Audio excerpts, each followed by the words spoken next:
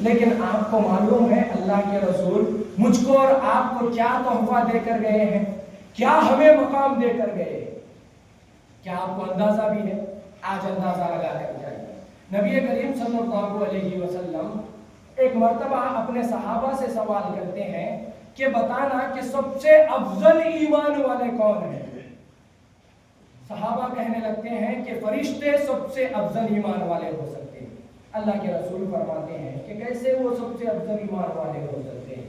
وہ تو اللہ کو دیکھ رہے ہیں، کوئی سجدے میں ہے، کوئی رکوع میں ہے، کوئی قیام میں کھڑا ہوا ہے، وہ تو اللہ کو دیکھ دیکھ کر عبادت کر رہے ہیں، وہ گناہ سے معصوم ہے، ان کا ایمان سب سے افضل کیسا ہو گیا؟ وہ تو خدا کو دیکھ کر عبادت کر رہے ہیں۔ صحابہ کہنے لگتے ہیں شاید پیغمبروں کا ایمان سب سے افضل ایمان ہوگا۔ تو اللہ کے رسول کہنے لگتے ہیں پیغمبر تو اللہ سے کلام کرتے ہیں، بات چیت کرتے ہیں، ان پر صحیفے نازل ہوتے ہیں، کتابیں اتاری جاتی ہیں، وہ معصوم عن الخطا بن کر دنیا میں آتے ہیں، کوئی غلطی نہیں کرتے۔ ان کے ایمان میں بھی کیا عجب بات ہے، ان کا ایمان کیسے افضل ہو سکتا ہے؟ اب فرشتے ختم ہو گئے، انبیاء ختم ہو گئے، رسول ختم ہو گئے، صحابہ نے سمجھا شاید ہمارا ایمان سب سے افضل ہوگا۔ صحابہ کہنے لگتے ہیں یا رسول اللہ صلی اللہ علیہ وسلم اگر غلط نہ ہو تو ہم یہ بات کہیں گے کہ ہمارا ایمان سب سے افضل ہے۔ اللہ کے رسول نے ان سے بھی سوال کیا تمہارا ایمان کیسے افضل ہو گیا؟ تم تو مجھ کو دیکھ کر ایمان لا رہے ہو، تم نے تو مجھ کو چلتا پھرتا دیکھا ہے، قرآن اترتا دیکھا ہوا ہے، جبرائیل کا آنا جانا دیکھا ہے، میرے معجزات کو دیکھے ہیں۔ کبھی میں آسمان پر اپنے انگلیوں سے سورج کو نکال دیتا ہوں، کبھی اپنے انگلی کے اشارے سے چاند کو دو ٹکڑے کر دیتا ہوں، کبھی میری مٹھی میں کنکریاں کلمہ پڑھ لیتے ہیں، کبھی میرے کہنے پر درخت مجھ کو سلام کرتے ہیں۔ تم نے یہ سارے معجزات دیکھ کر، یہ واقعات دیکھ کر مجھ پر ایمان لائے، تمہارا ایمان افضل کیسے ہو گیا ہے؟ اب جواب کچھ نہیں تھا، آپ پر ہماری جانیں قربان، بتائیے اللہ کے رسول سب سے افضل ایمان کس کا ہے؟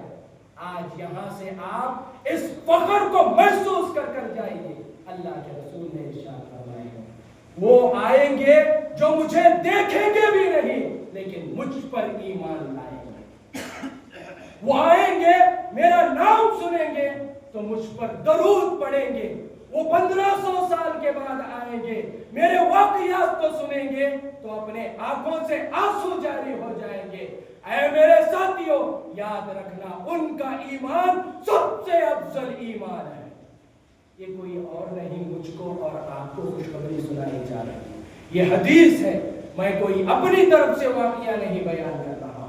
ہمارا یہ مقام ہے، اس مقام کو ہمیں زندہ رکھنا چاہیے، اس مرتبے کو ہمیں زندہ و باقی رکھنا چاہیے، اپنے کردار کو باقی رکھنا چاہیے، اور کوشش کریں کہ قیامت کے دن نبی کریم صلی اللہ علیہ وسلم ہم پر فخر کرے کہ 1500 سال ہو گئے تھے، فرا مسجد میں بیٹھ کر ایک کوئی حافظ صاحب آپ کو تقریر سنا رہے تھے، آپ اللہ کے رسول کا غم محسوس کر رہے تھے۔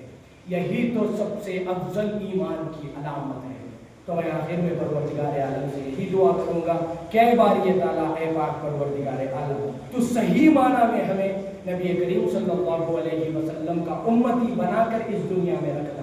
اے پاک پروردگار عالم، تو صحیح معنی میں ہمیں نبی کریم صلی اللہ علیہ وسلم سے محبت، عشق و پیار کرنے کی توفیق عطا فرما۔ اے پاک پروردگار عالم، صرف ہمیں زبانی نہیں بلکہ نبی کریم صلی اللہ علیہ وسلم کے سنتوں پر، ان کے راستوں پر چلنے والا پکا امتی بنا۔ اے پاک پروردگار عالم، جہاں پر تو نے ہمیں ایمان کی زندگی دی ہے، تو بطفیل خاتمین علیہ السلام ہمارا خاتمہ بھی ایمان پر فرما۔